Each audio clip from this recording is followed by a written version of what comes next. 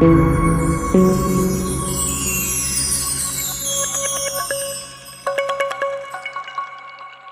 buenas tardes, señoras y señores, queridos socios, amigos del Centro Riojano de Madrid. Un placer saludarles y darles la bienvenida a este Salón La Lengua y Salón Espolón del Centro Riojano de Madrid.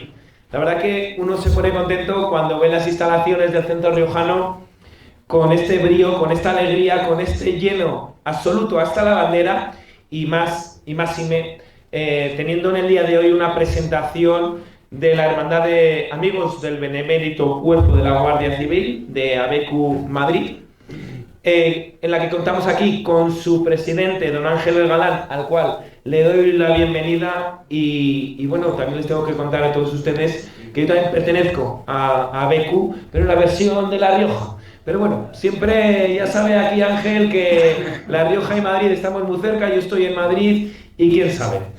Y en el día de hoy tenemos una presentación maravillosa aquí en el Centro Riojano de los hermanos Ignacio y Ladislao Moya Ayuso. Son gemelos ambos y comandantes de infantería del Ejército de Tierra en situación de retirados.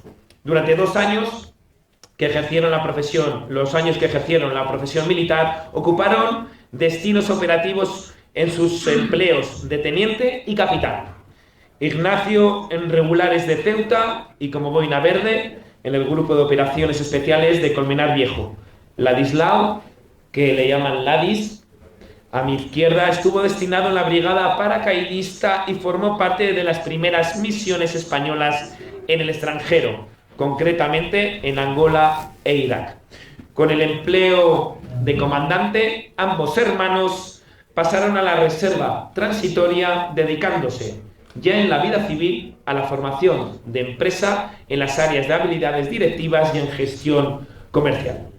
Cada uno de ellos ha escrito un libro, Ladis, Querer para vender, e Ignacio Colón, Emprendedor, el almirante como hombre de empresa. Y es para nosotros todo un auténtico honor tenerles aquí en el Centro Riojano. Bienvenidos y Ángel, esta es tu casa. Y muy agradecido por todas las grandes presentaciones que siempre bajo la firma de ABECU Madrid traéis al Centro Riojano de Madrid. Y a todos ustedes, espero y deseo que disfruten de este espacio, de esta presentación, de la que es su casa, la casa de los riojanos, de la casa de todos los que no son riojanos aquí en Madrid. Así que, sin más dilación, no me quiero extender mucho más en este inicio y le cedo el testigo a mi compañero y amigo don Ángel Galán. Muy bien.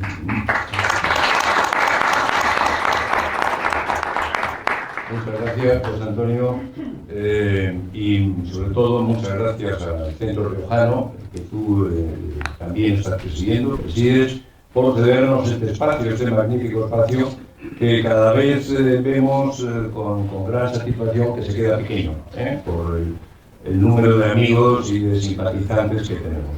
Gracias también a todos los asistentes por hacer el esfuerzo de venir. Hoy además hay fútbol, con lo cual seguro que a alguno le incomoda esta coincidencia. Pero bueno, probablemente se podrá llegar a tiempo, o cuando menos a ver la segunda parte del partido. Permitidme comentar dos palabras sobre lo que es ABECU, sobre lo que es la Hermandad de Amigos del Benemérito Cuerpo de la Guardia Civil.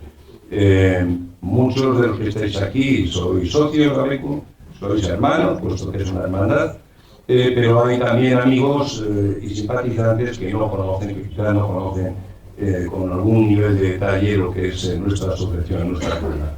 ABECU se funda en el año 2001, aunque entra en plena actividad en el 2003. Se funda por 5 personas, una de ellas el general Nieva, general de la Guardia Civil, lamentablemente ya fallecido, y que da nombre a un premio bastante prestigioso que desde ABECU a nivel nacional todos los años se otorga a diferentes personalidades de la vida civil que han llevado a cabo algún tipo de actuación o de actividad poniendo valor a la Guardia Civil. Es un poco el punto que nos une y que nos anima a estar en esta asociación. El ideario de ABECU es muy claro, es el amor, en definitiva, a España, el amor a España y todo lo que España representa, y el difundir y resaltar los valores de la Guardia Civil. Sus fines, pues básicamente son el difundir la acción benefactora de la Guardia Civil y poner de manifiesto y publicitar aquellas actuaciones loables y beneméritas del cuerpo, organizar actos culturales, como por ejemplo el que hoy celebramos aquí, ayudar o auxiliar a personas mayores, sobre todo del cuerpo, de la Guardia Civil, y también pues, actividades de voluntariado social. Esto es básicamente el ideario, nuestro ideario y los fines de nuestra asociación.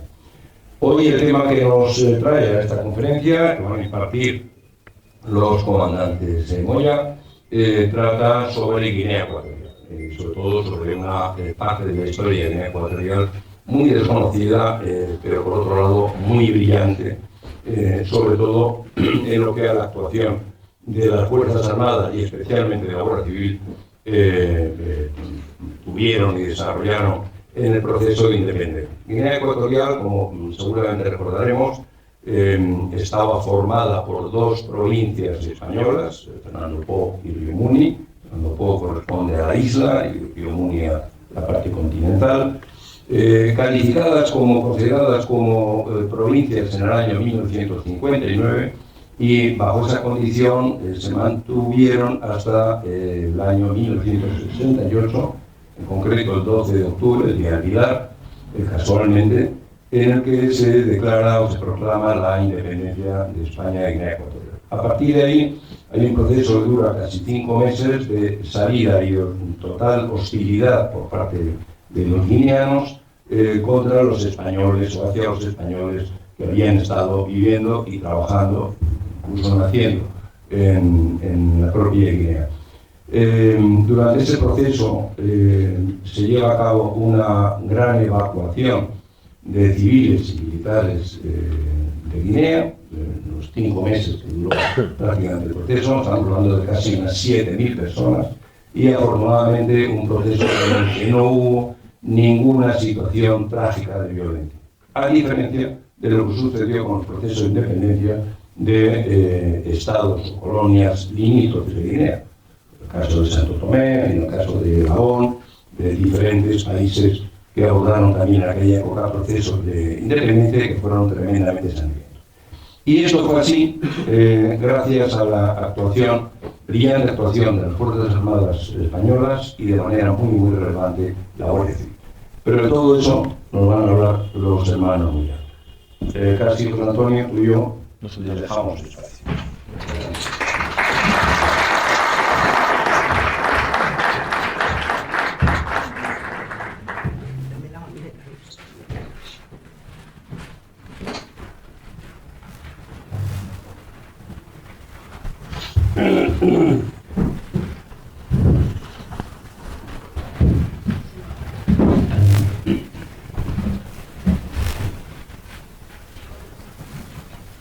Buenas tardes.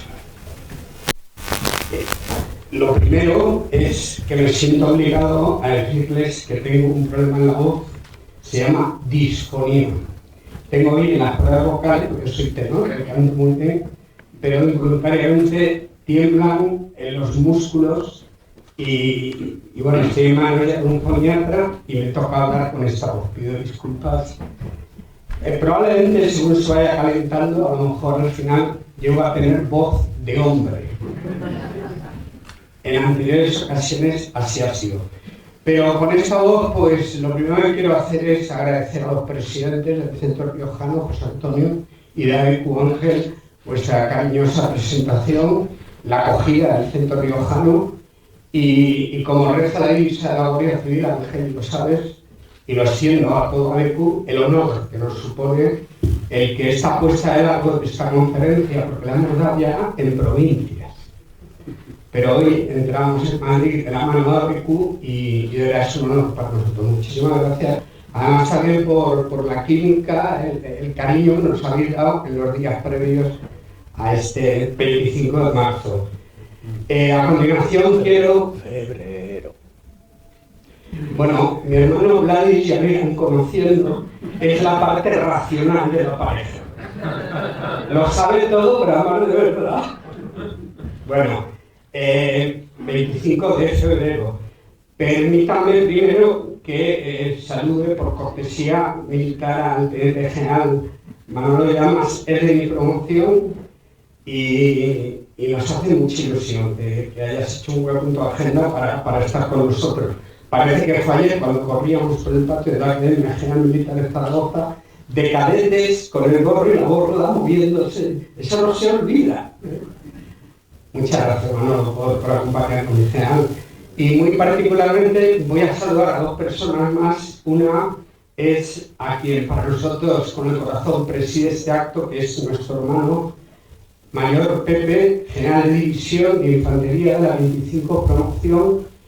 Pepe, de verdad que nos hace muchísima... A ver, también está mi hermano Luis, pero tú me dirás lo mismo. No, es que van a ver que con Guinea tenemos unos vínculos familiares importantes y el que más sabe lo que pasó allí es él, es nuestro hermano Pepe, pero ha sido sometido hace poco a una operación de cabeza y ha delegado en nosotros, pero bien podíais haber dado toda esta conferencia. Muchas gracias, mi general. Y no puedo dejar de saludar también y agradecerle al coronel de la Guardia Civil, Francisco Avellán. Paco, mi coronel, él sí que tenía que estar en nuestra conferencia porque era un joven capitán con 35 años cuando ocurrieron los sucesos que vamos a relatar. Nos hemos conocido hace poco, pero nos queremos mucho, mi coronel, ¿cierto o no? Y hemos tomado un cocido en Malacatín, que eso une muchísimo. Mi coronel, corrígenos lo que haga falta, porque es verdad que esté esto aquí. Pues alguien que viva aquellos sucesos, pues como pueden imaginar todos, nos vamos a tutear si les parece, porque somos aquí hay muchos familiares y amigos. Yo termino diciendo que me hace mucha ilusión esta conferencia por el tema, que a nivel familiar, como digo, conocimos, y también porque comparto cartel con lo mejor que me ha pasado en mi vida, que es mi hermano gemelo, Lares. Yo digo una cosa, que esto lo he preparado. No me explico cómo no tenéis todos un gemelo. Que se equivoca, le corrijo. Micro, Gladys. Es que yo soy paracaidista, entonces él es guerrillero y no es... Bueno, yo soy Gladys. Es desde el cariño, No, vamos a entrar ya en el contenido de esta presentación. Emocionalmente para nosotros es muy importante lo que vamos a recordar hoy, sobre todo porque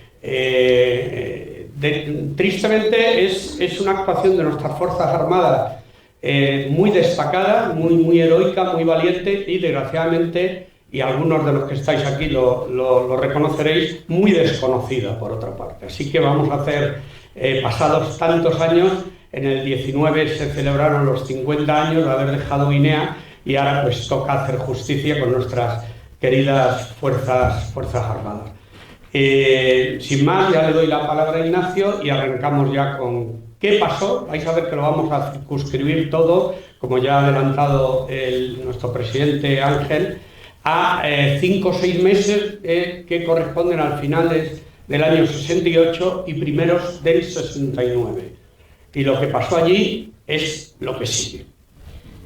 Tenemos que hacer una labor de síntesis sin lugar a dudas y vamos a pasar rápidamente hasta colocarnos en estos meses que estamos hablando. Antes vamos a hacer dos consideraciones previas. Igual nos sobra recordar que Guinea forma parte de la hispanidad. Hay una equivocación muy extendida que asociamos todo la hispanidad a Hispanoamérica. La hispanidad es mucho más que Hispanoamérica. Se define como pues, todo el conjunto de naciones que tienen parte de nuestro legado en el pasado. Entonces, el mapa es este, que es diferente. La hispanidad la conforman Hispanoamérica, Filipinas y las provincias de Igni, Sáhara y las provincias de Guinea Ecuatorial. España nunca tuvo colonias en América, pero sí tuvimos colonias en África. Tanto IFNI como el Sáhara y la española, en época del franquismo, se erigieron en colonias primero, eran colonias y pasaron a ser provincias. Si bien es cierto, y no podemos detenernos aquí, que España, como potencia colonizadora, nunca actuó con supremacía ni discriminación racial. Sí hubo una cierta supremacía cultural, porque es cierto que aquellas civilizaciones que fuimos conociendo, nos había pasado en América y en África igual, pues tenían costumbres ancestrales, pero sí hubo una parte de tutela cultural en la que España pues civilizó, cristianizó y desarrolló aquellas, tanto el IFNI como el Sáhara y Guinea Española. La Guinea Española, de la que vamos a hablar, ya está situada en el Golfo de Guinea, a 6.000 kilómetros, es la distancia que tenemos en avión con Nueva York, y estaba conformada, como bien ha dicho el presidente Ángel, de dos provincias, Fernando Poo, la parte insular de la isla, cuya capital era Santa Isabel, y Río Muni, territorio continental, cuya capital es Bata. Yo no sé si tenemos entre el público alguien que haya nacido en Santa Isabel o que haya vivido más allá de los que hemos comentado. ¿Dónde, por favor? En Bata. En Bata. En Santa Isabel. Paco Elvira. ¿Y?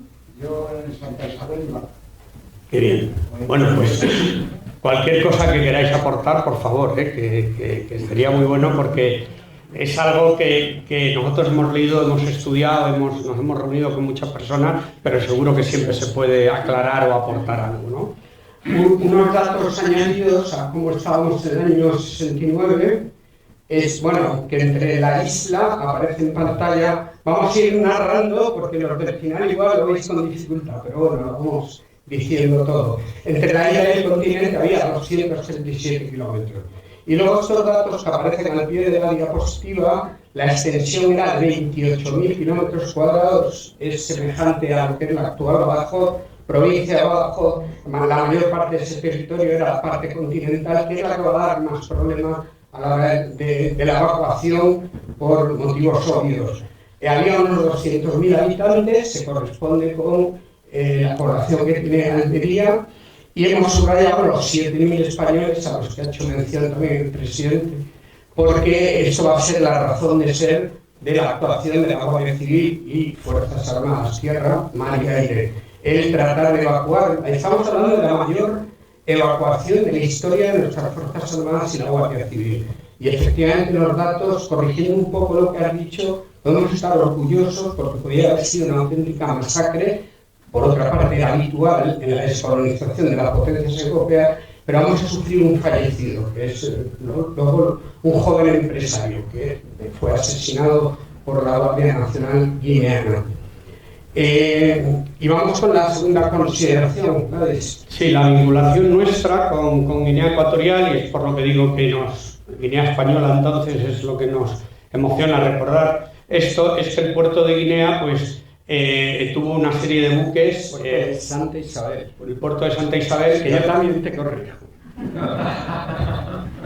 Amamabas.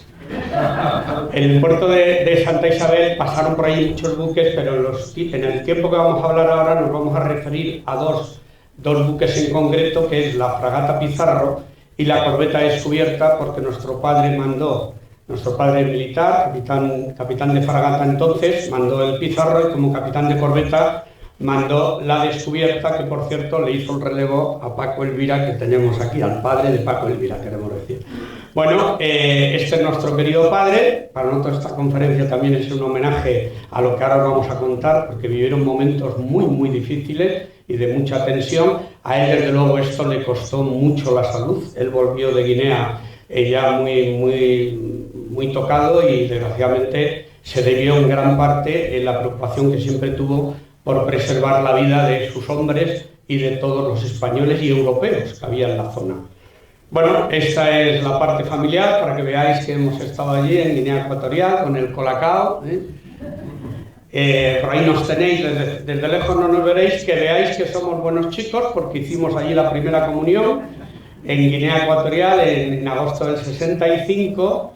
Y pasando ya más al tema militar, simplemente anticipar que la fragata Pizarro la F-31 que mandó nuestro padre, no entramos en el detalle, pero era de los, junto con la descubierta también eran buques muy vetustos, muy antiguos, para navegar en alta mar ya tenían dificultades, pero eran ideales para estar posicionados en una situación como era Guinea Ecuatorial, porque eran buques, la fragata Pizarro en concreto, artillados, que como veremos va a suponer una gran va a ser muy disuasorio para lo que ahora va a ocurrir.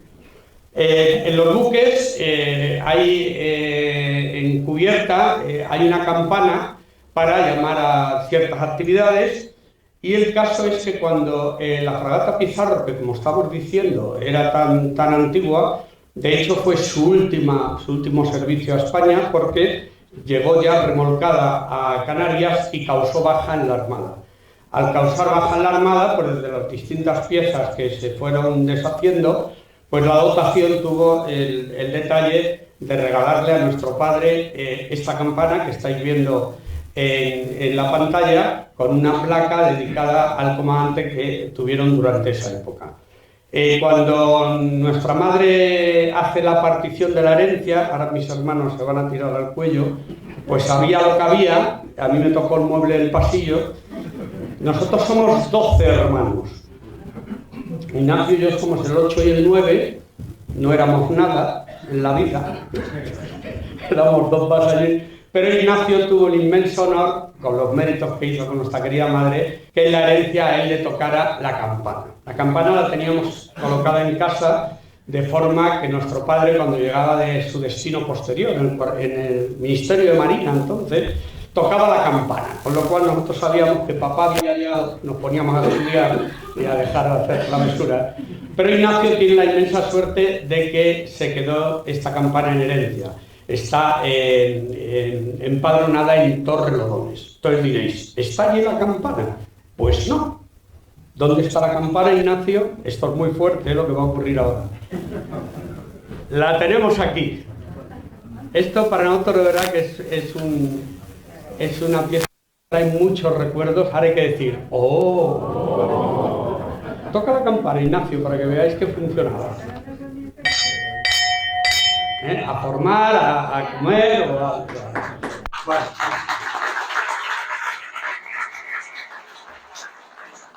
Bueno, pues avanzamos con el relato. Dejo a Ignacio que nos va a contar ya el rumbo, la navegación. El rumbo que nos proponemos seguir es primero dar una pincelada muy rápida a los antecedentes históricos de Guinea. Luego, cuando llegó la independencia, es decir, el tránsito, las medidas que había que tomar para que la región española de Guinea terminara siendo la República Independiente de Guinea. Luego ya pasaremos al por qué se precipitaron los acontecimientos, lo vamos a denominar como la crisis, y por último cerraremos con la evacuación, la Operación Ecuador, que tuvo que diseñar el gobierno español para que sus fuerzas armadas fueran capaces de terminar de sacar a los españoles que quedaban, al contingente de la Guardia Civil, marinos, ejército de tierra y ejército de aire. Lo veremos. En cuanto a los antecedentes históricos, solamente con esta diapositiva pensamos que hay tres personajes relevantes. El propio Fernando Po, 1472, nuestro rey Carlos III, 1778, y nos vamos directamente al sanguinario de Francisco Macías, que salió presidente en 1968. Fernando Po fue el navegante portugués que en su viaje por la costa africana divisó por primera vez esa isla, le llamó por su propio nombre, Fernando Po, y aquella isla la utilizarían los portugueses para el esclavismo y la explotación de recursos.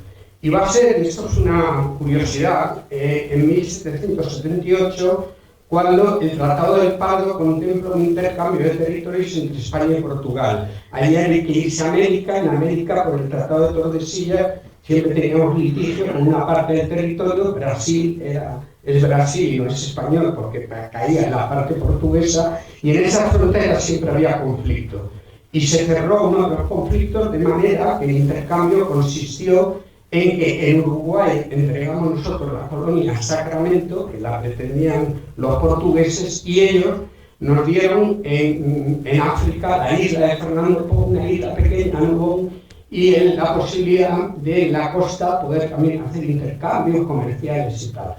La curiosidad es que los primeros marinos que tomaron posesión ya como tierra española de esas pequeñas islas, pues fueron marinos que vinieron del Río de la Plata, o sea, una escuadra de barcos que vino desde la actual Argentina.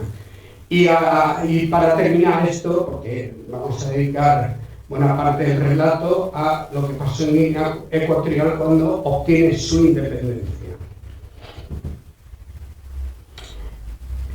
Yéndonos a 1960, quizás podríamos haber puesto primero 1926, porque es cuando Guinea está como la hemos presentado, cuando efectivamente son dos provincias, lo que hemos explicado hasta ahora. Pero va a ser en 1960 cuando la ONU empieza a apretar y se está imponiendo la descolonización de todos los países en África. Entonces a España nos va a quedar todo el momento. Hay que decir que en nuestros territorios en Guinea no había un movimiento reivindicativo como había en otras muchas naciones de la época. Nosotros hemos vivido en Guinea, mi hermano Pepe lo sabe mejor que nadie, y se vivía muy bien, ellos y nosotros y ellos. España dedicaba muchos recursos a mejora y desarrollo, y se hicieron hospitales, se hicieron carreteras, se hicieron casas sociales, muchos guineanos pudieron acceder a carreras superiores, vinieron a estudiar en España, cosas que eran impropias de los países colonizadores. ¿Y por qué decía esto? Porque estamos arrancando en el año 1960, cómo estaba la región en ese momento.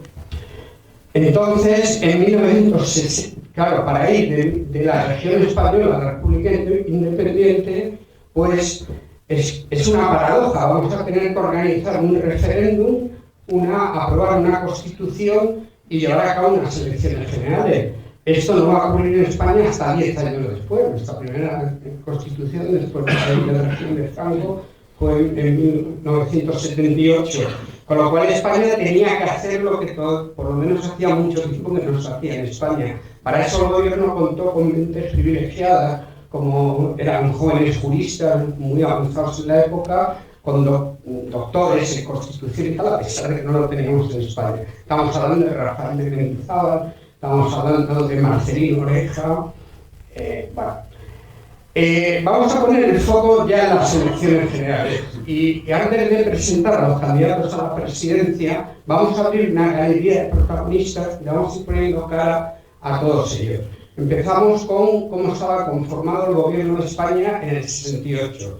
Los tres principales protagonistas de aquel gobierno eran Francisco Franco como jefe de Estado, Luis Carrero Blanco como vicepresidente y ministro de la presidencia y Fernando Castilla como ministro de Asuntos Exteriores. Ya vamos a empezar a ver un barro que nos va a llevar los lodos, porque en mala hora nuestro gobierno estaba desunido.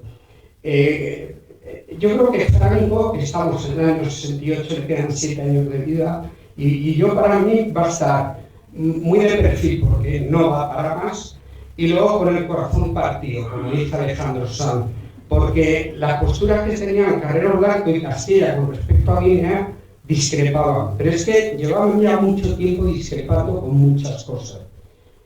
Y en mala hora va a ocurrir esto porque al final, y haciendo un resumen así anticipado, nosotros lo que va a pasar en Guinea lo vemos como una coctelera en la que se ha metido el caínismo español que nos ha matado tantas veces, porque estos dos, Castilla y Carrero y Castilla, ya podían haber buscado un único candidato, veremos que salen dos, pero esa coctelera está formada por nuestro caínismo, por las luchas intestinas africanas que son comunes en estos países, y el detonante va a ser pues, el paranoico y demagogo Macías que va a hacer que todo eso estalle.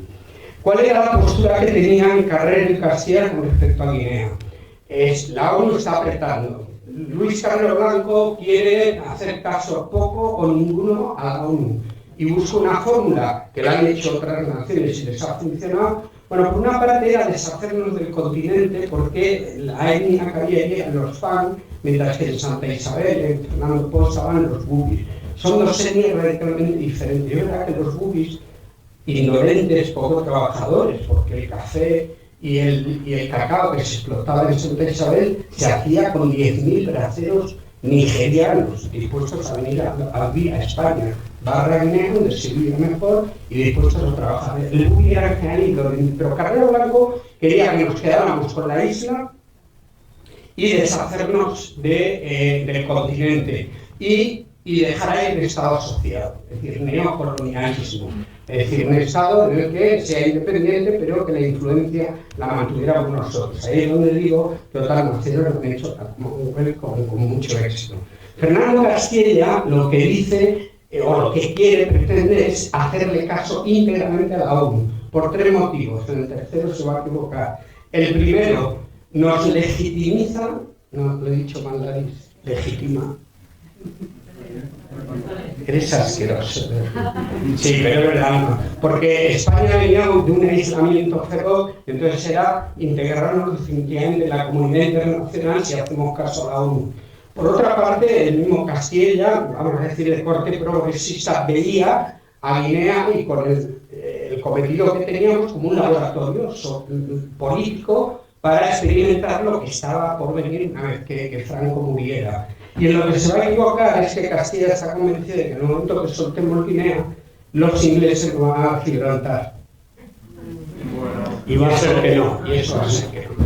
Entonces, con esta manera de ver Guinea, aparecen estos dos candidatos. Bonifacio Ondó era una persona muy afín a la causa española, continuista, y es el que propone Carrero Blanco, en línea con lo que he dicho. Mientras que Castilla propone a Atanasio Ndongo, digamos, de corte reformista. Pero esto que vemos en pantalla ya es un disparate, porque esto va a fraccionar el voto y va a hacer que, porque el tercero, había 4 candidatos, pero uno sacó muy pocos votos, lo vamos a obviar. Pero ponemos a Francisco Macías como independiente. Las campañas electorales que van a hacer son muy diferentes. Los dos pro-españoles son campañas electorales basadas en el conformismo, en el elitismo, en dar por hecho que como vienen de la mano del gobierno español, la mayoría de los guineanos iban a apostar por Bonifacio Ondó o por Atanasio Ndongo, mientras que Francisco Macías, que ha pertenecido a la administración española, pero se ha declarado independiente, sus hilos los va a mover el jurista reconvertido en político Trevijano. Ahora no voy a hablar de él. Entonces Trevijano era un antifranquista consumado y tenía todo el derecho del mundo a estar en contra del régimen, pero flaco favor nos hizo azuzando y despoleando a Francisco Macías, porque encima le expolió bien. Es decir, la campaña electoral que va a hacer Macías es la que tienen que haber hecho nuestros candidatos. Macías se va a ir a la jungla, al bosque, como nos decía el coronel Abella, que lo teníamos en el coche, y allí pues va a hacer un discurso demagogo, populista, mientras que Ondó y Atanasio pues solo van a hablar en español, no utilizan los idiomas que hay allí, etcétera, etcétera. Esto ya, para terminar, hace que nuestros dos candidatos, pues bueno, en la primera vuelta, que fue el 22 de septiembre, saliera Francisco Macías con unos pocos más votos que Bonifacio Ondó, con lo cual una semana después hay que hacer la segunda vuelta y ya Atanasio ha quedado eliminado. En este momento el gobierno español tenía que haber hecho lo posible para que Atanasio uniera sus votos a los de Bonifacio. El gobierno no lo hizo y el que sí lo va a hacer es Macías barra Trevijano, que le van a proponer a Atanasio Ndongo que si quiere ser ministro de Asuntos Exteriores, y aquí Atanasio piensa una cosa, y es, si yo soy la sombra de Bonifacio Ondó, que es un candidato muy españolista, yo no tengo recorrido político ninguno, mientras que si me asocio con Francisco Macías, a este le hago un golpe de Estado en el momento que, porque lo tenía ya en la cabeza y va a ocurrir unos meses después. Así que el presidente Macías, cuando esto ocurrió, España se llevó las manos a la cabeza y tenemos dudas de si en esta situación ya delicada, pues el gobierno hizo lo que tenía que hacer. Lo iremos viendo. Subimos a la galería protagonista a Francisco Macías ya como presidente de Guinea, Atanasio Ndongo como ministro guineano y Bonifacio Ondó líder de la oposición. Es suficiente con decir que los tres van a morir asesinados entre ellos mismos. Bonifacio porque nada más pasó a la oposición se fue a Gabón y huyendo de Macías porque conocía lo que había, y estando en Gabón pues se le convenció al gobierno español de que lo trajeran a España, a Guinea, a Santa Isabel, y nada más tocar pie en Santa Isabel fue primero arresto domiciliario y terminó muriendo en la cárcel supuestamente de un suicidio, pero fue sin lugar a dudas asesinado. Y Atanasio Ndongo va a morir asesinado dramáticamente, pero lo retomaremos luego. Bueno, pues vamos a avanzar y vamos a irnos ya al momento en el que llega la independencia. Ahora tenemos un estado que se llama, una parte de España, que es la región ecuatorial española, la provincia que hemos dicho, que se elige el 12 de octubre para que sea el día oficial de la independencia, por ser el día de la Hispanidad y bueno, pues coincide precisamente con nuestra patrona de la Guardia Civil. Y esto hay que reconvertirlo o pasarlo a República de Guinea Ecuatorial. Este tránsito empieza mal porque ese día ya de la independencia, que se decide que haya dos firmas, una en Santa Isabel y otra en Bata, pues hombre, el jefe de Estado se asume que no va a participar porque, como ha dicho Ignacio, Franco estaba ya con la salud muy tocada, pero debería haber ido el presidente del gobierno, no va, sustituyéndole, pues podría haber ido el ministro de Asuntos Exteriores, tampoco va, se busca un viaje a Nueva York, que no era necesario, y recurren al que entonces era el chico para todo, que no es ni más ni menos que Fraga Iribarne, entonces ministro de Información y Turismo. Entonces, bueno, eso ya a Macías lo toma como un desaire. Y, bueno, aquí tenemos una de las firmas. Y lo que vamos a pasar ahora muy rápidamente es saber cómo se cesa al gobernador, cómo hay un acuerdo de transición, un compromiso económico que va a ser muy importante, y por último vamos a entrar ya de lleno en lo que más nos toca, como es la reestructuración de las Fuerzas Armadas. Bueno, entrando ya en este tránsito, ahí aparece, a lo mejor al fondo no lo veis, un sello donde se ven dos manos, es decir, se hizo inicialmente todo con muy buena intención, de forma que se había previsto que durante 2 años se hiciera ese tránsito, pero vamos a ver que todo esto, como ahora lo veremos en los acuerdos, no se va a cumplir. Bueno, se cesa al gobernador de Guinea, Víctor Suárez Díaz del Río, ilustres apellidos marinos, y va a ser también militar, pero del Ejército de Tierra. Es un coronel ya en situación de retirado, que es el último gobernador que teníamos allí en España. Y se nombra un primer embajador. Es una nación nueva, con lo cual corresponde nombrar un embajador por primera vez. Segundo, desaire a Francisco Macías. El embajador que nombramos, Juan Durán Lóriga, reconocido por él en sus memorias, no fue un buen embajador.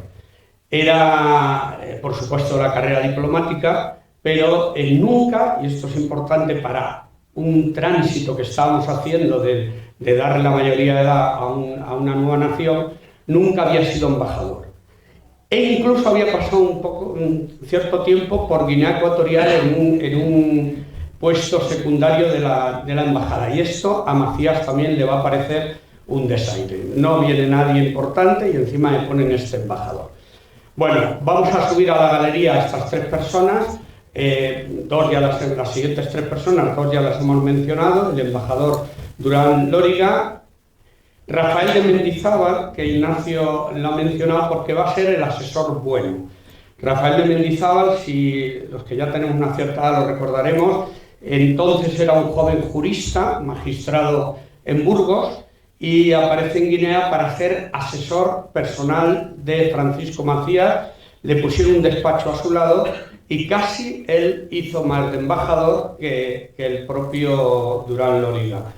Lo que dejó escrito Rafael de Mendizábal es muy, muy valioso, porque fue un hombre muy cabal. Hay que recordar que luego, como veterano, pues, llegó a ser el presidente del Tribunal Supremo. Este es el asesor bueno, y añadimos al asesor que ha comentado Ignacio, García Trevijano, que junto con Paesa, ya está todo muy dicho, pues estuvieron ahí.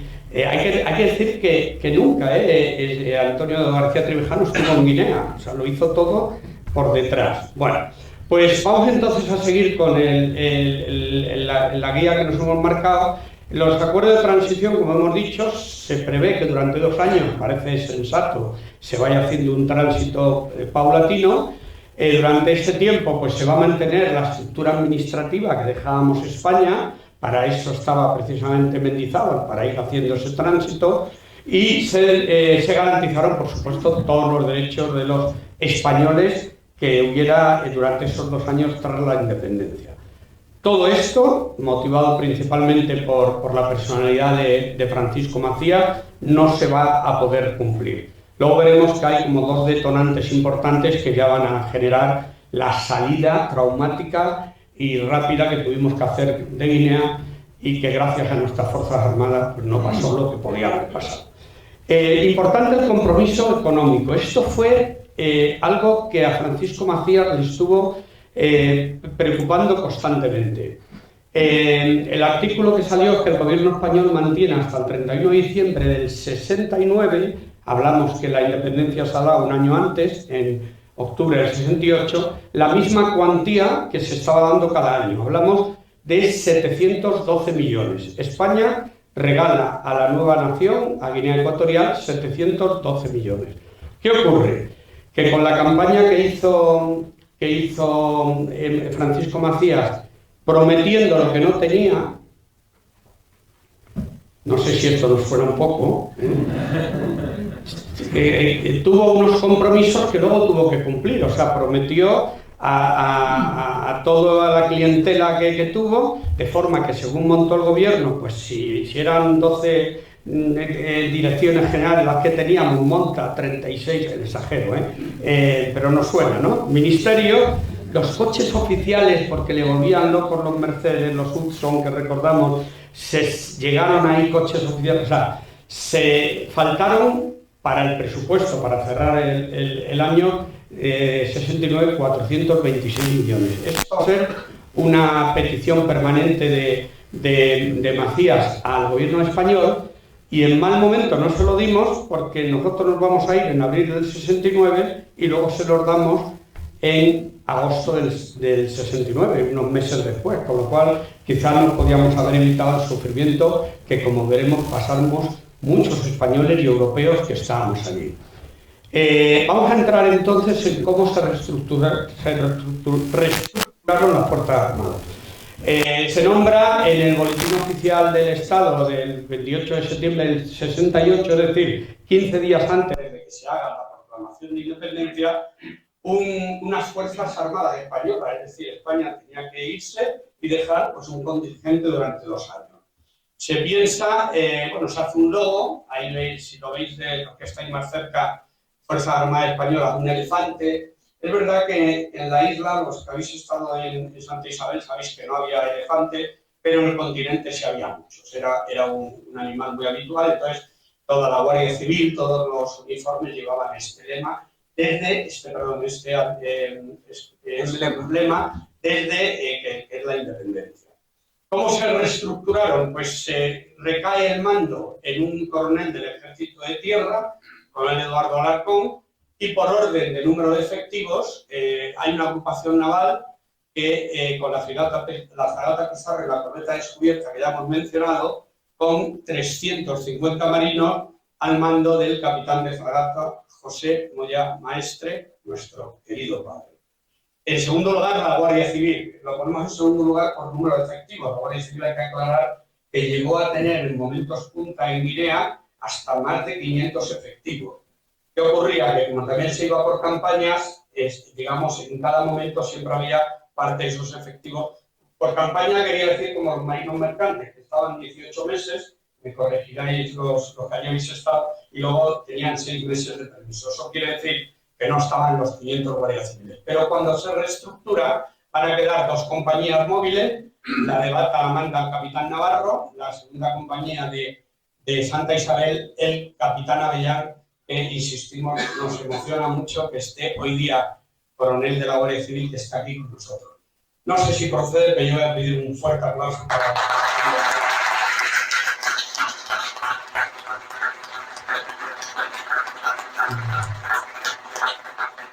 El capitán Navarro vive actualmente en Zaragoza. Hemos comido con él, nos hemos reunido, nos han contado muchas cosas. Con el capitán Avellán, pues ya no solo nos hemos reunido, sino que estamos haciendo una buena amistad. Algunos hermanos nuestros también la han conocido. Y al mando de ellos va a estar una persona muy importante, con una responsabilidad en muchos momentos muy por encima de lo que correspondía, que fue el comandante Luis Barra. Estaba al mando de estas dos compañías móviles y hay que aclarar que van a ser realmente el ejército de tierra, entendiendo por el ejército de tierra las fuerzas que teníamos ahí ocupando el terreno, ¿no? Y en tercer lugar, por número de efectivos, pero que hicieron, como vamos a ver al final, una labor espectacular también, el ejército del aire, con 6 aviones T-6 y los 2 aviones Casa al mando, bueno, con 16 efectivos, por eso era una sección nada más, al mando del entonces teniente Francisco Eitor, hoy día coronel del Ejército del Aire, vive en Murcia y con él también hemos tenido buenas reuniones, en este caso a distancia. Estamos ya, ¿verdad?, preparando el ir a darnos un abrazo. Y esto es, digamos, los 3 grandes bloques que se juntan. Lo que pasa que hay que decir que había otros mandos. Nos queda el Ejército de Tierra. ¿Dónde estaba el Ejército de Tierra? Bueno, hay más mandos porque aparte de toda la plana mayor que estaba en Guinea Ecuatorial, vamos a ver que todo va a sumar unos 700 efectivos y va a ser sumando precisamente, vamos a pasar primero a poner en la galería de protagonistas a los 3 militares que más, porque les tocó. Realmente el militar sabe que tiene que estar dispuesto a lo que toque, y en este caso fueron el coronel Alarcón, el capitán de fragata Moyá y, como hemos dicho, el comandante Luis Barra. Van a ser los 3 grandes, cada uno con sus respectivos mandos, ¿no? ¿Qué era el ejército de tierra que había entonces en Guinea y cómo queda después? Pues hay 5 unidades de la Guardia Territorial con oficiales españoles, eran tropas híbridas, eso quiere decir que los oficiales eran españoles y los oficiales suboficiales y la tropa, es decir, desde teniente hacia arriba eran españoles y los demás mandos eran guineanos. Había 5, porque había uno en Isabel, una unidad en Bata y luego 3 más en el interior del territorio. Y luego había una compañía marítima que eran también con estructura híbrida, de tal forma que eran oficiales españoles y en este caso suboficiales y marinería nativa. Estos hay que reconvertirlo al nuevo ejército guineano, que se van a llamar Fuerzas Armadas de Guinea Ecuatorial. A la Guardia Territorial se le cambia el nombre para pasar a llamarse Guardia Nacional y la Guardia Marítima sí va a mantener el mismo nombre. Entonces, con esto ya tenemos una fotografía de qué Fuerzas Armadas teníamos ahí. Pero se van a precipitar los acontecimientos. ¿Por qué se produjo la crisis en Guinea Ecuatorial? Bueno, hemos visto que Macías había hecho una campaña muy beligerante y poniendo a todos los guineanos muy en contra de España. Como ha dicho la mecha inicial va a ser la cuestión económica. Esto va a marcar a Macías porque había prometido cargos y prebendas a sus electores. Como hemos visto, le faltaban 426 millones que los llevaba grabado a fuego, que él solicitaba, exigía que le tenían que dar ese dinero, y España le llegó a decir que sí, que también le daba incluso ese plus de dinero, pero que habría que dárselo de manera prorrateada, y como era delirante, pues él no quería entender eso. Y es que es verdad que la situación económica pasó a ser crítica. Había un desajuste en los presupuestos de este importe que decimos y hubo fuga de capital español y Guinea entró en bancarrota. Hay algún autor que apunta de que había 20 pesetas en el banco. 2.000 pesetas. Eso quería decir. 2.000 pesetas en el banco. Ahora comprendéis por qué venimos 2. Él es el especialista, él hace las tomas arriesgadas. Bueno, estos 426 millones se los va a dar España en agosto del 69, cuando ya habíamos salido de allí. Y algún autor apunta de que por qué no se le dio en el momento, porque Macías era un provocador, o sea, va a buscar todo y lo va a tergiversar todo para tratar de buscar las cosquillas. Por eso El arte de nuestras Fuerzas Armadas, Tierra, Mar y Aire y Guardia Civil va a consistir en tener un equilibrio entre prudencia, en no dejarse provocar y tratar, yo creo que cada vuelo que salía de Santa Isabel con 280 personas en los aviones de Iberia, que llevaban 30 personas de más, yo creo que cada vuelo que salía era un alivio, ¿no? Pero mientras eso pasaba, como vamos a ver, Macías, pues nos lo va a poner muy, muy complicado. Y si el tema económico fue la mecha, el detonante va a ser la crisis de las banderas, una provocación pura y dura. Macías, cuando sale a hacer una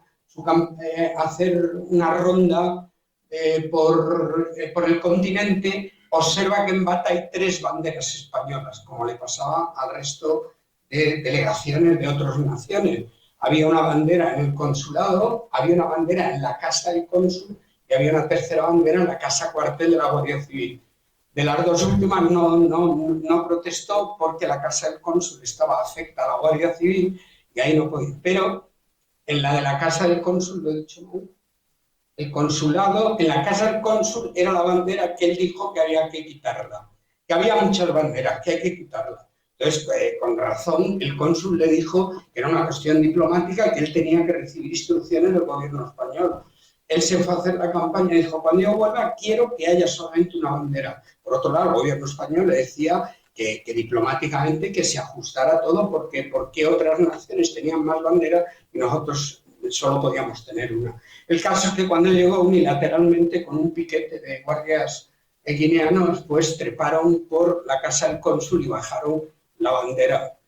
El capitán Teodoro Navarro le dijo al propio Macías, cuando tuvo oportunidad, presidente, por mucho menos ha habido naciones que han hecho guerra, es muy grave lo que ha hecho usted, tú quitar bandera y punto. Bueno, al final se resolvió, pues sí, se indicó una nueva política de bandera, pero ya daba igual, porque tanto el cónsul como el embajador que intervino en esta crisis van a ser declarados personas no gratas y expulsadas. Esto es, de manera resumida, lo de la crisis de las banderas. Macías lo prohibió y al no proceder se arrió a ella. Como hemos dicho, hay un conflicto diplomático y, como he dicho, embajador y cónsul son expulsados de Guinea. Pero los expulsados son muchísimos. Vemos aquí ahora autoridades españolas declaradas personas no gratas.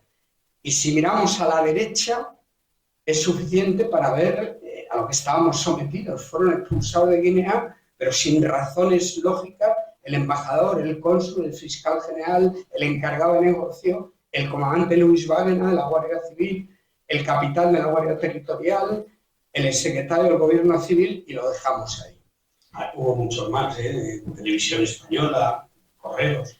Hay un despliegue que tiene que realizar el Ejército, la Guardia Civil, para garantizar el apoyo, y es que en el aeropuerto se creyó conveniente que se ocuparan algunos puestos para garantizar que los aviones podían salir, porque ya empezaba a haber un régimen de terror, ya los españoles con los puestos se estaban yendo al aeropuerto. Van a salir de los 7.000 españoles, 3.000 y pico lo van a hacer por los aviones de Iberia, que se comportó de una manera fantástica porque había solo un vuelo a la semana e Iberia hizo que hubiera un vuelo diario.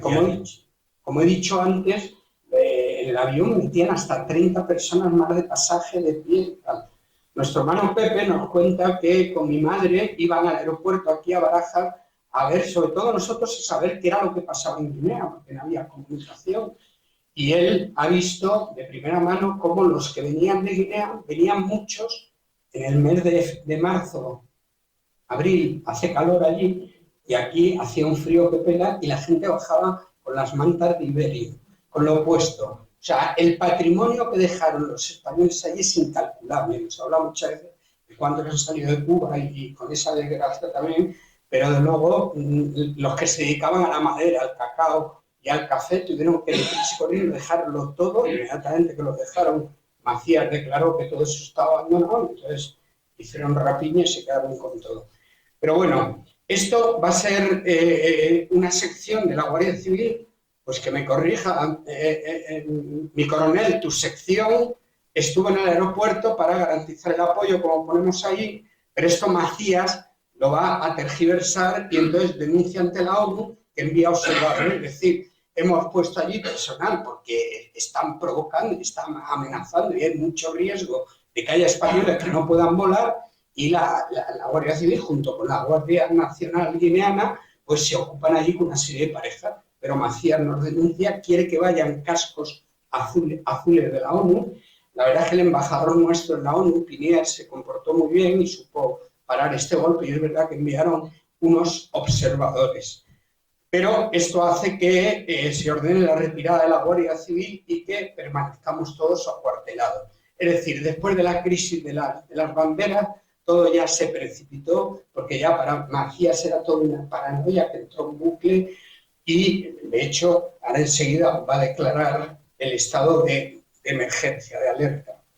Y hay un intento de golpe de Estado. ¿Recuerdan a Atanasio Ndongo? ¿No? Pues hizo un viaje por África, pasó por España, habló con nuestro Ministerio de Asuntos Exteriores y dijo que iba a tratar de darle un golpe de Estado al presidente. Y hay que reconocer, y porque así lo dice en su memoria Herrero de Miñón, que el gobierno español vio, no con agrado, sino con necesidad acuciante, de que había que incapacitar, es el eufemismo que se utiliza, pero es cierto que nos interesaba incapacitar a Macías porque esto iba camino de la desgracia que se va a provocar. Y entonces lo que hace Atanasio Ndongo es que en la noche del 5 de marzo trata de derrocar a Macías, un poco de opereta, la operación militar que montó, porque lo que hizo Atanasio Ndongo, que no cumplió con lo que se había hablado en principio, que a lo mejor hubiera prosperado, y era detener a Macías en Santa Isabel, pero lo va a hacer en Bata. En Bata está el Palacio Presidencial, pero están también todos los acólitos de Macías, todos los fans que estaban porque ya hay una guerra civil, ¿eh? O sea, es que nuestras fuerzas armadas y guardia civil se encuentran con un Macías paranoico que nos está provocando, persiguiendo, demonizando, pero a su vez entre ellos están matando y están provocando.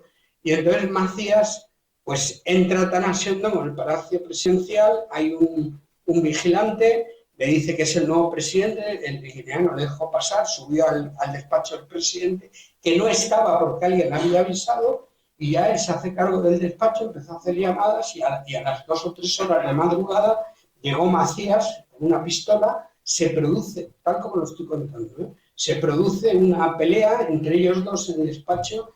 Nadie sabe con certeza qué ocurre, pero sí sabemos que Atanasio Ndongo salió disparado por la ventana. Estaba huyendo o en el forcejeo cayó. El hecho es que al caer se rompió una pierna, empezó a tener una hemorragia severa, y el propio Macías, con su delirio, cogió una máquina de fotos y le hizo una foto desde el balcón. Foto que luego pasó a los medios extranjeros, un medio inglés. La foto la vamos a ver ahora, de Atanasio Ndongo. Esta foto la toma el propio Macías. Estuvo ahí muchas horas desangrándose, mientras los guineanos le pataleaban, le quemaban colillas, le escupían.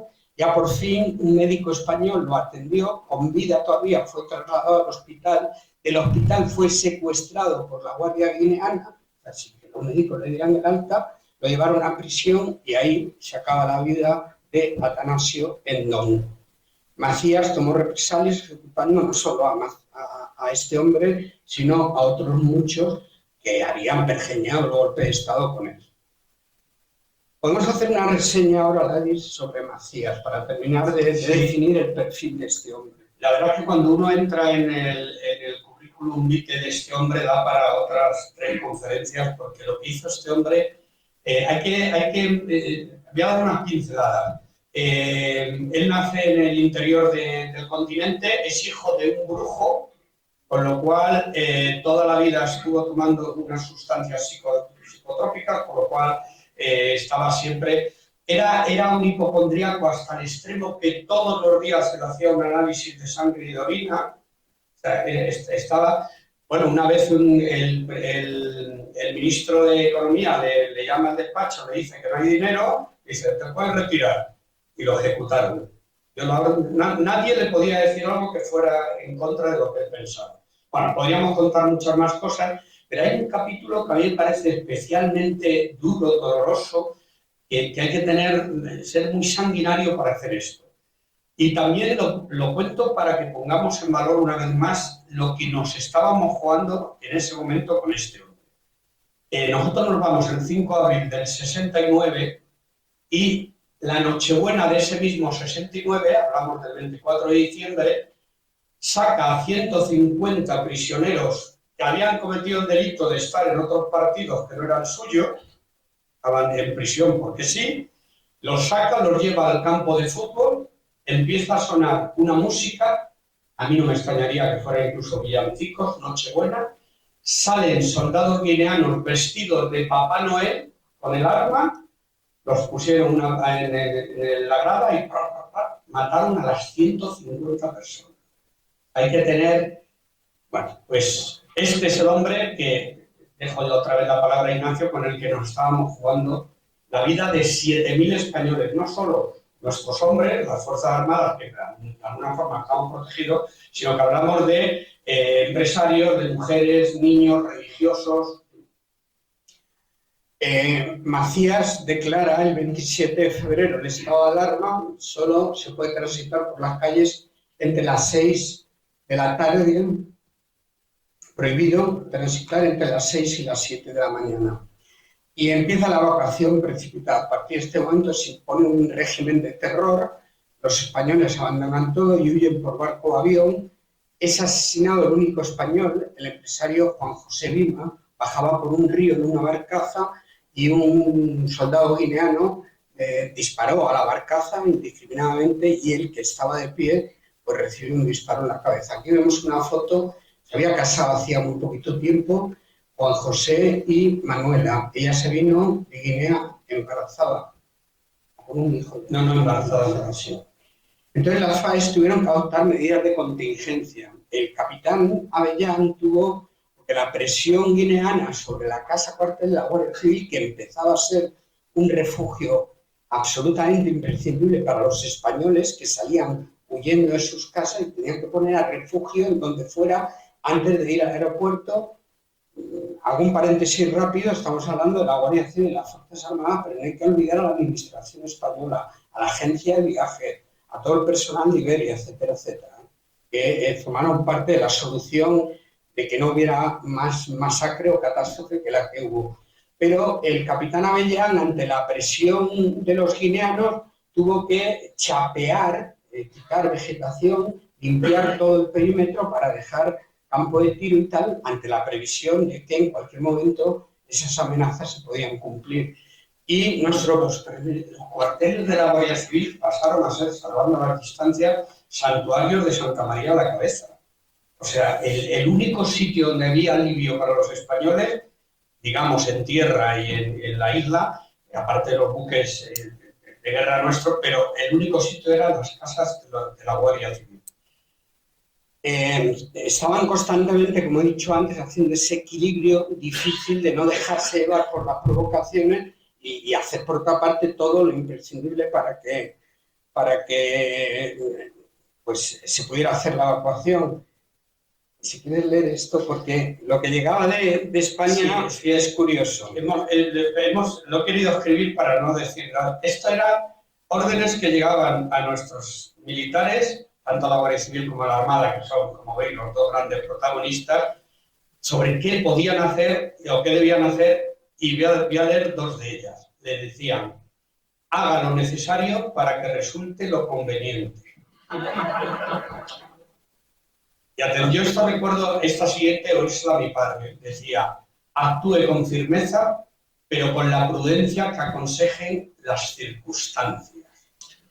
Bueno, esto es una textura muy complicada y nuestro padre, el capitán de fragata Moya, en un momento dado tuvo que dar un golpe de autoridad porque ya las juventudes de Macías, que fueron unos chavales jóvenes que reclutó Macías, lo que hacía es que los emborrachaba, les daba puñales, armamento y los lanzaba a la calle a perseguir a los españoles. Sembraban el terror, todo el que iba al aeropuerto, porque la Guardia Nacional hacía controles muy desagradables también para los españoles. La Guardia Nacional estaban en shock porque hasta hace muy poco sus mandos eran los españoles, pero ahora recibían instrucciones del gobierno guineano y hacían lo que tenían que hacer.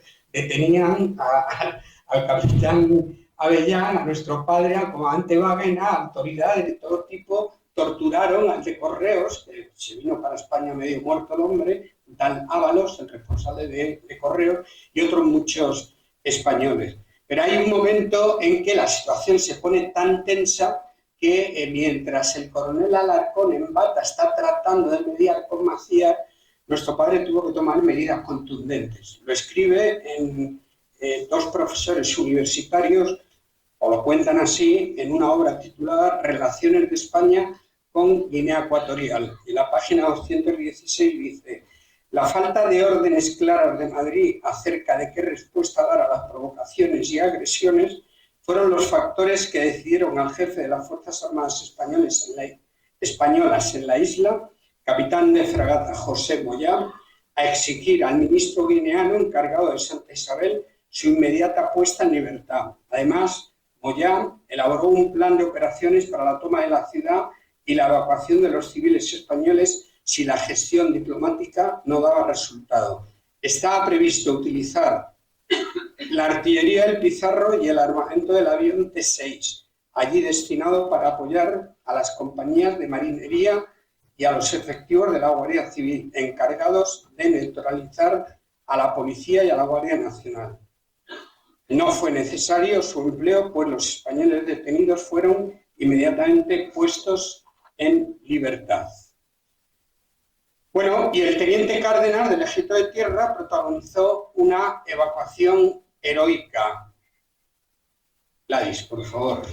Bueno, yo tengo la satisfacción de haber emparentado con el entonces teniente Cárdenas, porque aquí estáis muchos militares, habéis que hablo después general Cárdenas, jefe de la Guardia Real y otras, jefe también en Ceuta, y Cárdenas va a tener 2 hijos y la única hija que tiene va a terminar casándose con el hermano de mi mujer, que además me llena de satisfacción, lo tengo aquí con nosotros, Antonio Ballesteros, y él puede dar fe de esta historia que voy a contar, que realmente supera todo lo imaginable.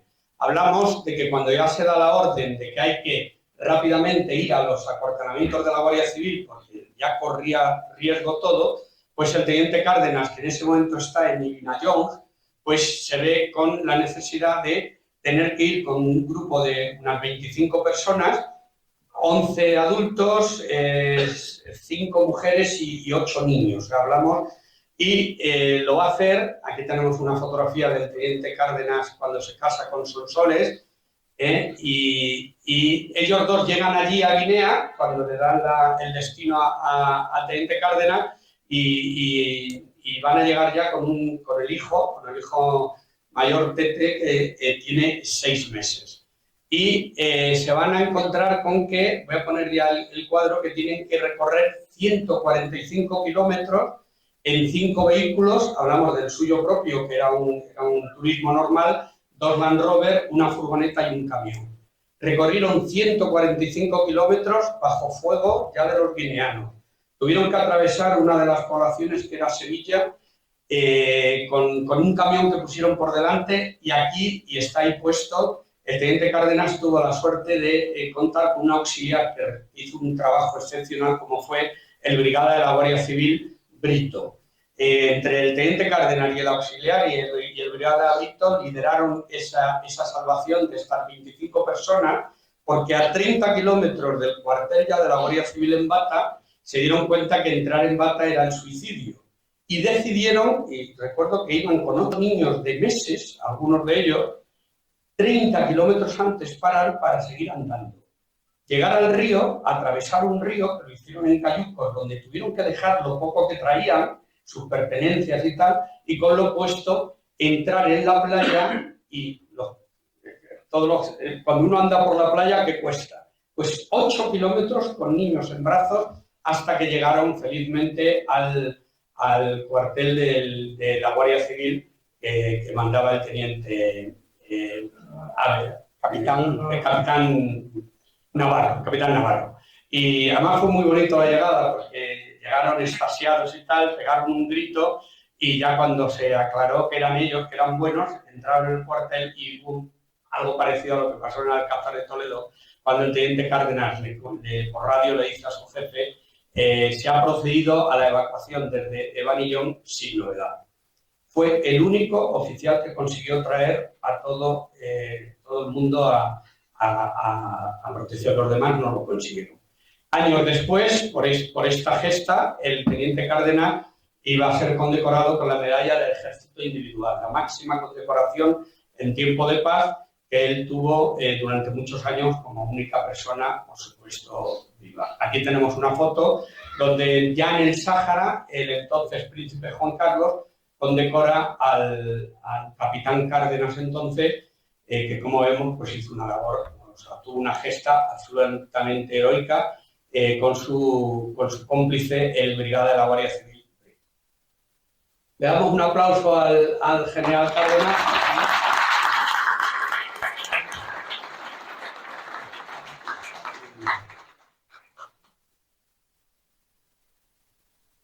Bueno, vamos a continuar con la operación. Estamos terminando ya, ¿eh? Vamos a la Operación Ecuador. La Operación Ecuador es que cuando ya está todo, que están, la única salvación eran los cuarteles de la Guardia Civil, donde ya estaban registrando y requisando y metiendo en cárcel a muchísimos españoles, luego los soltaban, pues hay que ver ya cómo sacar tanto a todas las fuerzas que había allí como los civiles que todavía quedaban.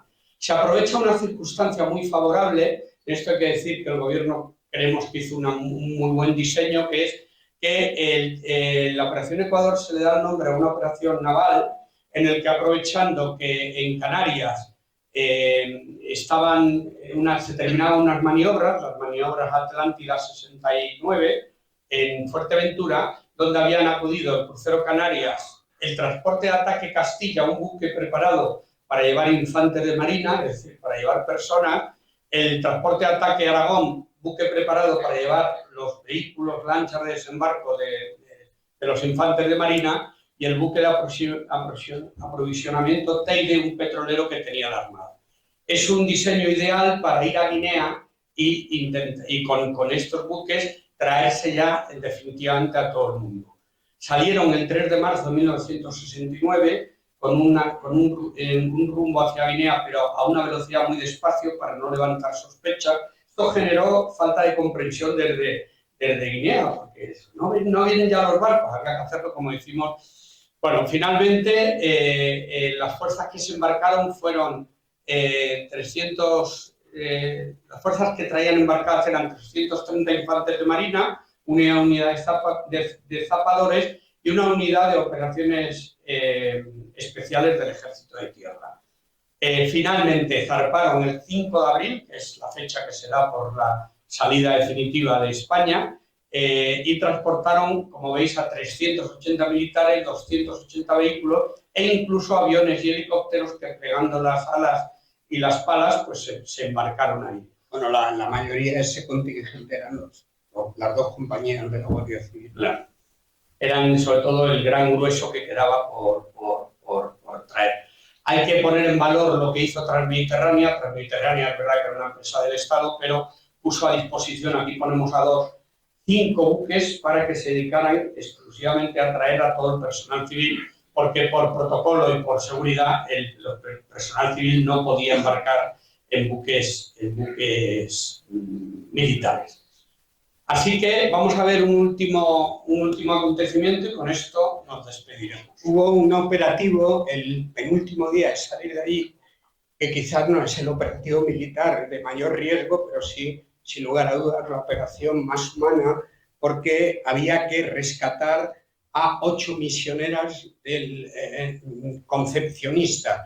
Ocurrió que en una misión en el centro de Santa Isabel, un colegio donde se educaban los nativos, había 6 religiosas, 2 españolas, 8, 2 españolas y 6 guineanas.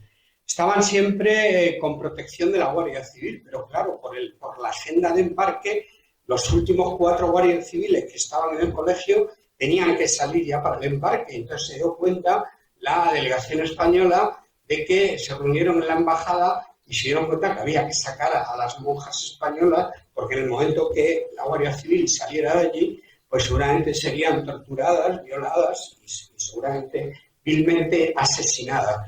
Entonces se reunieron con carácter urgente y el operativo para sacar a las monjas se lo encomendaron a nuestro padre, al capitán de fragata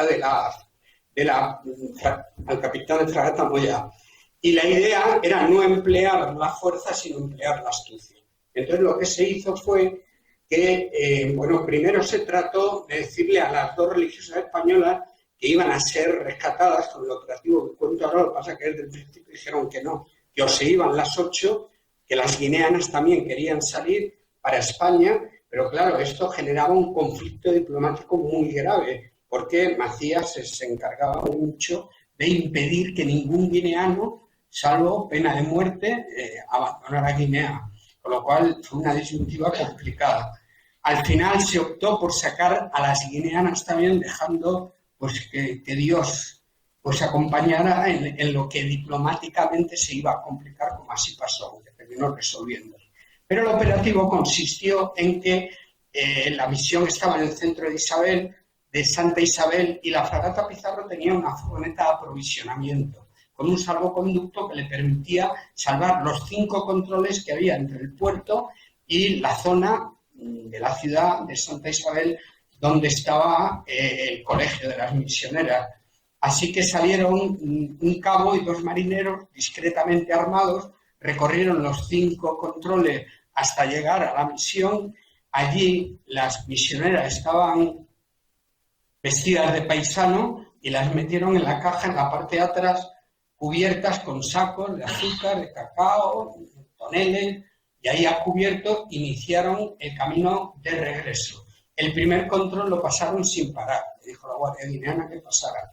Los otros 2 los detuvieron, pero con el salvoconducto y mirando un poquito así en la cabina, también los dejaron pasar. Y en el último, que estaba en lo que se llamaba la Cuesta de la Fiebre, en Guinea Ecuatorial, ahora veremos, hay una foto aquí. Los que hemos estado en Guinea sabemos que el puerto está en un acantilado. Entonces, para salvar el acantilado hay una cuesta que lo estamos viendo ahí en la foto. Llamaban la Cuesta de la Fiebre porque todos los españoles que llegaban al puerto de Santa Isabel, cuando llegaban arriba de la cuesta, ya cogían la primera enfermedad, la fiebre. Primera fiebre, sí. Pues arriba de esa cuesta había un control donde ahora los guineanos abrieron la puerta atrás y un guineano entró, allí había un marinero, y se dio cuenta que se movían los sacos y descubrió que estaban allí las monjas. El marinero tuvo reflejos para empujar al guineano, lo echó fuera de la furgoneta, y la furgoneta emprendió camino hacia esa cuesta que vemos ahí, la bajó rápidamente. Es verdad que la fragata Pizarro se había preocupado con infantes de marina, porque la fragata Pizarro llevaba una compañía de infantes de marina preparada en todo momento por si había que actuar, y algunos de esos infantes, pues discretamente colocados, impidieron que los guineanos, una vez que la furgoneta bajó corriendo, pues pudieran dar alcance o utilizar sus armas. Al final, por la escala de popa, pues entraron las guineanas cantando canciones religiosas. La más joven tenía 16 años, y esa fue la primera parte de la operación, porque ahora las monjas no se podían quedar en la fragata Pizarro, que por otra parte tenía alojamiento para los que estaban ahí. Entonces había que pasarlo al barco Ernesto Anastasio. Y para ello, lo que se va a organizar es, mediante un sistema cifrado, el poder traspasar las 8 monjas, mientras la turba ya estaba alrededor en el puerto, ahí con armamento, pidiendo, reclamando. Ahora había que ver cómo las sacamos del Pizarro sin que el Pizarro zarpara, que no podía hacerlo. Y para ello lo que se hace es que van a pasar al Ernesto Anastasio de la siguiente manera. Y ahora vamos a ver un documento histórico que es, de manera cifrada, el Ernesto Anastasio, el capitán de la Marina Mercante, le dice al comandante del Pizarro que tiene que descargar unos sacos de cacao y de azúcar, que necesita marinería, mano de obra para hacer eso, que está autorizado por el embajador. Leemos el telegrama cifrado que dice: de capitán Ernesto Anastasio al comandante del Pizarro. notifica el Vista Aduanas que por orden del señor ministro debemos cargar cacao sin especificar cantidad ni destino y él mismo se encargaría de avisar a la agencia oportuna para su despacho. Posteriormente, no lo digo bien, ha venido a bordo el señor embajador dando su conformidad al embarque del cacao. Es decir, de manera cifrada le está diciendo, comandante, mándame ya a la marinería para... Y es que de esos 30, porque el comandante del Pizarro contesta, en cuanto tenga embarcación, enviaré 30 hombres para la carga de cacao fin. Entonces, cuando le llegó de la autoridad portuaria una embarcación que se abarló al Pizarro, bajaron 30 supuestos marineros, no eran 30, iban con un anorak amarillo, porque estaba lloviendo, y de esos 38 eran las monjas. Así que de manera disimulada embarcaron y consiguieron llegar al buque mercante. Lo que nosotros recordamos de esto es que para hablar mi padre con mi madre, porque se podía hablar de vez en cuando, las 2 monjas blancas eran sacos de azúcar y las 6 monjas negras eran sacos de cacao. Entonces mi padre le decía, tenemos problemas con la del cacao porque no sabemos si nos lo podemos llevar. Una historia preciosa. El ABC publica en Canarias que el comandante general de la base de Canarias felicita la dotación de la fragata Pizarro por su comportamiento en aguas de Guinea, por lo de las monjas y por... Pero creo que merece la pena que nos detengamos en lo que le escribe la superiora general de las concepcionistas de España al entonces ministro de Marina, almirante Pedro Nieto Antúnez. Destacamos 3 párrafos. El 14 de abril del 69, tan absolutamente agradecida, porque incluso la misma superiora internacional que estaba en Roma se puso en contacto con nuestro padre. Pero luego con la superiora de España tuvimos mucho trato con ella y tal. Pero esto es lo que escribe. Dice, me siento gratamente obligada a hacerle constar toda mi gratitud y admiración por el bello gesto cristiano y caballeresco del comandante de la fragata Pizarro, señor don José Moya. Dice, asimismo quedo profundamente agradecida por el constante desvelo que por nosotras demostraron el capitán de máquinas, ignoro su nombre, y el capellán, reverendo padre Antonio Simón, también de la tripulación del Pizarro. Y a nosotros nos ha parecido especialmente emotiva la frase con la que cierra, dice, ruego al Señor haga que siempre sea la actuación de la Marina Española tan digna, valiente y cristiana. Muy agradecida queda de vuecencia alma en el Señor, firmado Julia Martín, superiora general.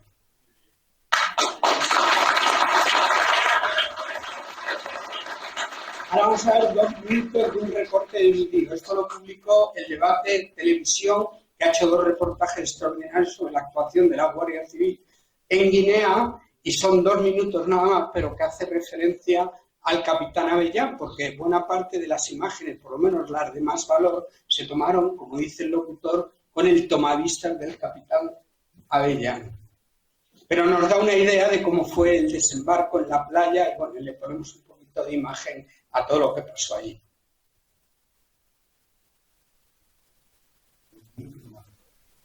Contingente de la Guardia Civil en Reino Unido, la región continental, arriba la bandera española y embarca en el buque Villa de Bilbao para continuar la operación en Santa Isabel. Eloy López Paranzo era, además de guardia civil, fotógrafo. Su perseverancia para llevar la cámara a todas partes en aquellos días nos ha dejado las imágenes de los embarques de las compañías móviles en batalla en Santa Isabel. Una formación para mí muy, como digo, muy entrañable por el momento que cerraba. Vas a lograr ver bajar aquella bandera que yo muchas veces había subido y bajado cuando hacía el servicio de puertas. Desfilamos delante de las autoridades, que eran el coronel que había, el embajador Juan de Torraluces.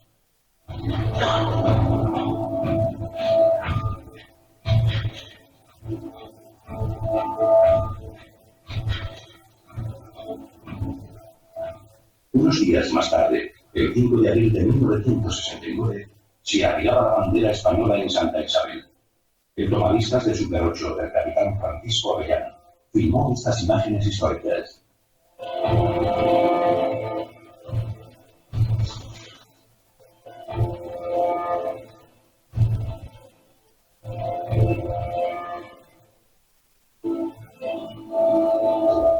La última flotilla española enfiló hacia el Atlántico dejando atrás Santa Isabel.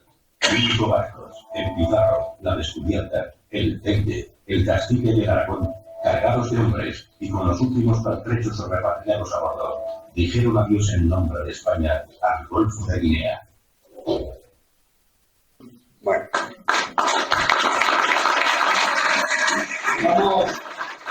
Vamos a terminar haciendo un balance rápido de qué, por orden de protagonismo, qué fue lo grande que hizo cada uno de nuestros componentes de las Fuerzas Armadas. El Ejército del Aire mantuvo operativo el aeropuerto, que fue muy importante.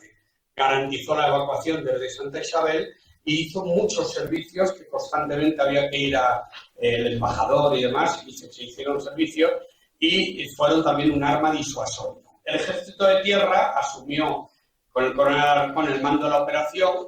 Sus oficiales, el teniente Cárdenas y el capitán Sevillano, muchos conocemos, tuvieron que intervenir sin sus mandos ya naturales. No había comunicación, no sabían si había que irse o no había que irse.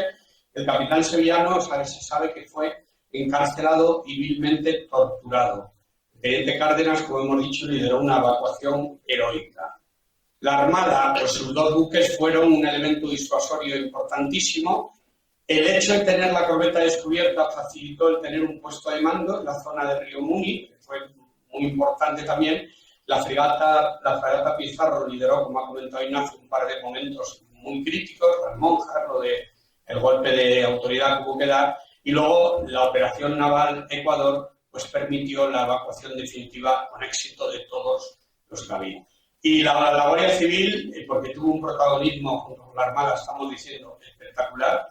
No se contempla la supervivencia de las 7.000 personas que sacamos sin el valor y el saber hacer de la Guardia Civil, que cerraban 65 años de estancia en Guinea Ecuatorial, conocían al guineano, y pues la Guardia Civil, su actuación fue determinante. Sus 2 compañías fueron esos santuarios que hemos comentado, que sirvieron de refugio, protegieron constantemente todos los españoles que se movieron, y su apoyo también fue imprescindible en aeropuertos y en muelles. Diario Otegi, secretario general de la Organización de la Unidad Africana, un hombre secretario general de origen africano, dejó dicho, y se sabe que no era un hombre generoso en los elogios, pero dijo de nosotros: es la primera vez en todos los años de mi gestión que tengo que felicitar pública y privadamente a una potencia administradora. Así que creemos que nuestras Fuerzas Armadas, Tierra, Mar y Aire y Guardia Civil, pues que es como para sentirnos orgullosos. Muchas